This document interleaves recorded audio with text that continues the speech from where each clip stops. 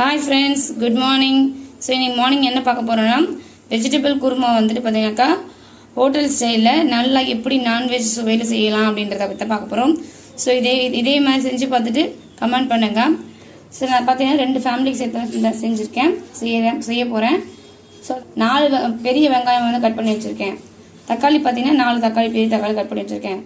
காளான் பார்த்தீங்கன்னா 2 காளான் எடுத்திருக்கேன். அதே மாதிரி ஒரு பட்டாணி பார்த்தீங்கன்னாக்கா ஒரு கைப்பிடி பட்டாணியும் ஒரே ஒரு கேரட்டாக கீறி வச்சுருக்கேன்.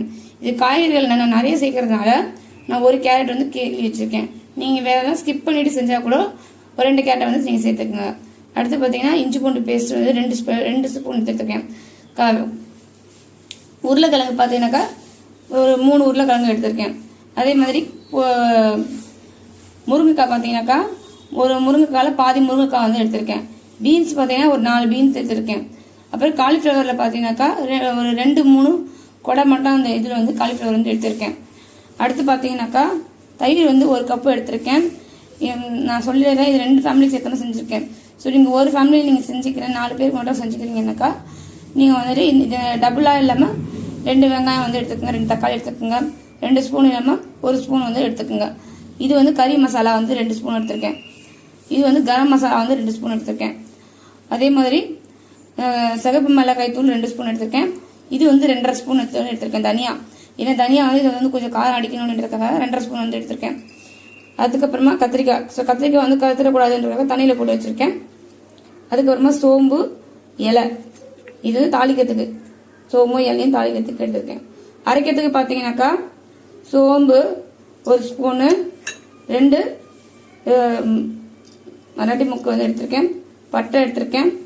இந்த கல்பாசி வந்து கண்டிப்பாக வேணும், அது எடுத்திருக்கேன். ஸ்டார் எடுத்திருக்கேன். கரம் மசாலா கண்டிப்பாக இருக்கணும். அதே மாதிரி பார்த்தீங்கன்னாக்கா முந்திரி வந்து ஒரு 6-7 முந்திரி வந்து எடுத்திருக்கேன். நீங்கள் வந்துட்டு முந்திரி சேர்க்க பிடிக்கலன்னா முந்திரி சேர்க்க வேண்டாம், ஆனால் முந்திரி சேர்த்தா டேஸ்ட்டாக இருக்கும்.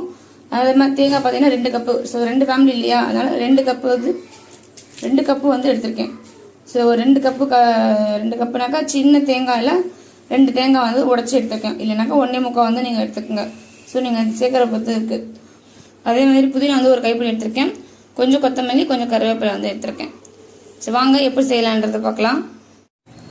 ஸோ டபராவில் பார்த்தீங்கன்னாக்கா 1 ஸ்பூன் நெய் வந்து சேர்த்துருக்கேன்.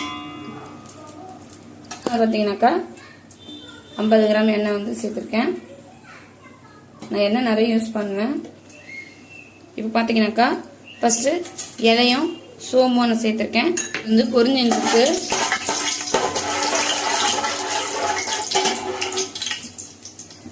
இப்போ பார்த்தீங்கன்னாக்கா இதில் வெங்காயம் 4 வெங்காயம் பொரிச்சா கட் பண்ணது. நீங்கள் ஒரு ஃபேமிலியில் செய்ய 4 பேருக்கு செய்யணும்னா 2 வெங்காயம் வந்து சேர்த்துக்கணும்.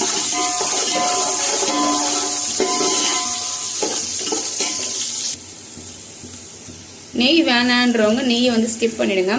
தக்காளி வெங்காயம் பார்த்தீங்கன்னா நல்லா வந்து வதங்கணும். எவ்வளோக்கு எவ்வளோ வந்து தக்காளி வெங்காயம் வந்து வதங்குதோ அவ்வளோக்கு அவ்வளோ குழம்பு வந்து டேஸ்ட்டாக இருக்கும். குருமாக்கு மட்டும் சொல்லலை ஃப்ரெண்ட்ஸ், எல்லா விதமான குழம்புக்கும் சரி வெங்காயம் தக்காளி எப்படி வதங்குதோ அதை பொறுத்து டேஸ்ட்டு அமையும். ஸோ வெங்காயம் பார்த்தீங்கன்னா நல்லா சுருண்டுருச்சு. இந்த ஸ்டேஜில் வந்து பார்த்தீங்கன்னாக்கா தக்காளி 4 தக்காளி எடுத்துக்கலாம். இப்போ இதை வதக்கலாம். வெங்காயம் நல்லா வதங்கிடுச்சு. இந்த தக்காளி வதங்குறதுக்குள்ளே பார்த்தீங்கன்னா நம்ம வந்துட்டு மசாலா அரைச்சிட்டு வந்துடலாம் வாங்க. ஃபஸ்ட்டு பார்த்தீங்கன்னாக்கா 1 கப்பு தேங்காய் சேர்த்துக்கிறேன்.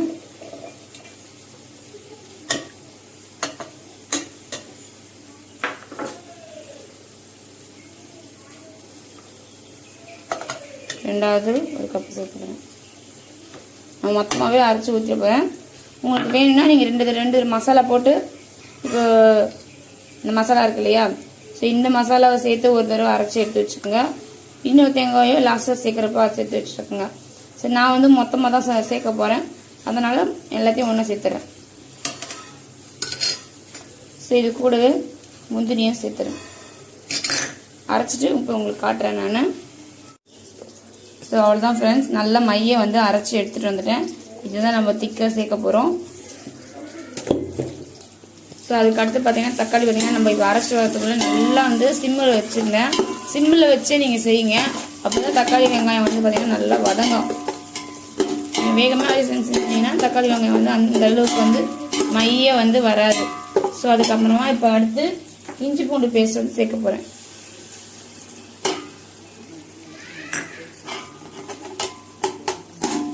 இப்போ இஞ்சி பூண்டு பேஸ்ட் வதங்கினதுக்கப்புறமா நல்லா காய் எல்லாத்தையும் சேர்த்துட்டு வதக்க ஆரம்பிச்சிடலாம். இஞ்சி பூண்டு பேஸ்ட் பார்த்தீங்கன்னா 2 ஸ்பூன் சேர்த்துருக்கேன். ஸோ இது நல்லா வதங்கிட்டோம். சிம்மில் வச்சு செய்யுங்க, திரும்பவும் சொல்கிறேன். அப்போ தான் தக்காளி வெங்காயம் நல்லா வதங்கும், உங்களுக்கு நல்லா டேஸ்ட்டும் கிடைக்கும். ஸோ இஞ்சி பூண்டு பேஸ்ட்டோட பச்சை வாசனை வந்து போயிடுச்சு. இப்போ நம்ம வந்து பார்த்தீங்கன்னாக்கா மசாலா வந்து சேர்க்க ஆரம்பிக்கலாம். சிகப்பு மிளகாய் தூள்,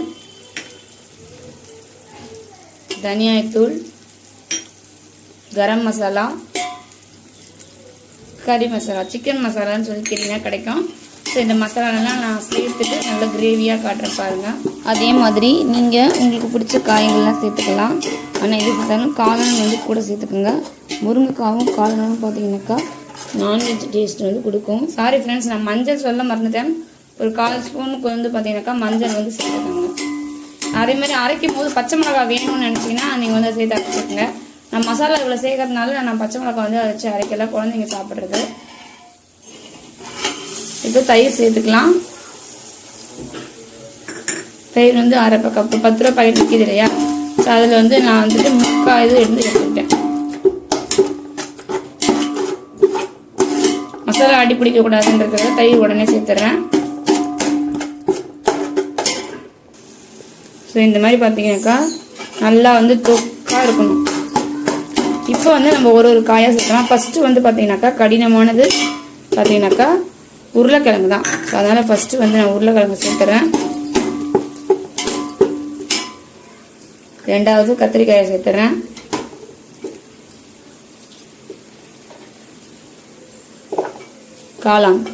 காளான் சேர்த்து நீங்கள் வந்து குருமா வச்சு பாருங்கள், செம்ம டேஸ்டில் இருக்கும். முருங்கைக்காய், காலிஃப்ளவர், ஸோ இது எல்லாமே நான் சேர்த்துட்டேன். ஃபுல்லாக வந்து வதங்கட்டும்.